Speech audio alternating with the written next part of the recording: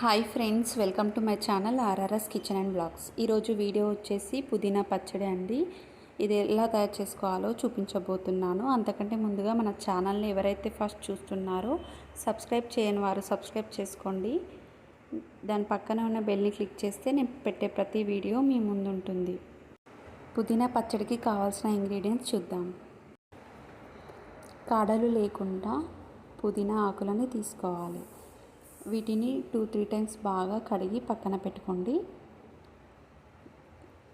పచ్చిమిర్చి 7 to 8 వరకు తీసుకోవాలి. నువ్వులు 1 టేబుల్ స్పూన్ వరకు తీసుకోండి. మెంతులు, ఆవాలు,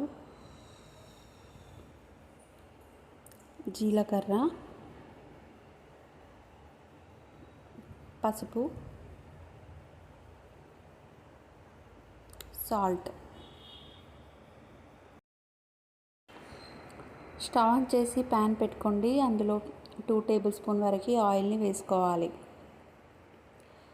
ఆయిల్ అనేది బాగా హీట్ ఎక్కిన తర్వాత పచ్చిమిర్చి ముక్కల్ని వేసుకోండి.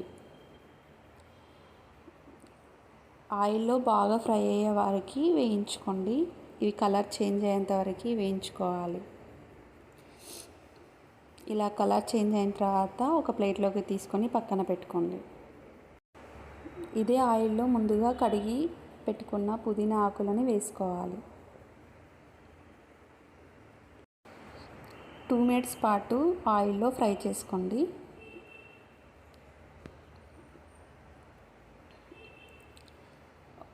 చిన్న మిక్సీ జార్ తీసుకొని అందులో పచ్చిమిర్చి ముక్కల్ని, పుదీనా ఆకుల్ని వేసుకోవాలి. ఇందులోనే వెల్లుల్లి రెబ్బల్ని వేసుకోండి. 1 టేబుల్ స్పూన్ వరకు జీలకర్ర, టేస్ట్కి సరిపడంత సాల్ట్ వేసుకోవాలి. మిక్సీ పట్టుకోండి. మెత్తగా ఫైన్ పేస్ట్ వచ్చే విధంగా మిక్సీ పట్టుకొని పక్కన పెట్టుకోవాలి. ప్యాన్ తీసుకొని అందులో 1 టేబుల్ స్పూన్ వరకు ఆయిల్ని వేసుకోవాలి. ఆయిల్ అనేది హీట్ ఎక్కిన తర్వాత 1/2 టేబుల్ స్పూన్ వరకు ఆవాలు, 1/2 టేబుల్ స్పూన్ వరకు జీలకర్రని వేసుకోండి. ఆవాలు, జీలకర్ర వేగిన తర్వాత ఇందులోనే 1 టేబుల్ స్పూన్ వరకు నువ్వులని వేసుకోవాలి. 1/2 టేబుల్ స్పూన్ వరకు మెంతులని వేసుకోండి. ఇవి ఫ్రై చేసుకోండి ఆయిల్లో. ఇది చల్లారిన తర్వాత ముందుగా గ్రైండ్ చేసి పెట్టుకున్న పుదీనా పేస్ట్ని ఇందులో వేసేసుకొని మొత్తం ఒకసారి కలుపుకోండి. ఇందులోనే 1/2 టేబుల్ స్పూన్ పసుపుని వేసుకొని కలుపుకోవాలి.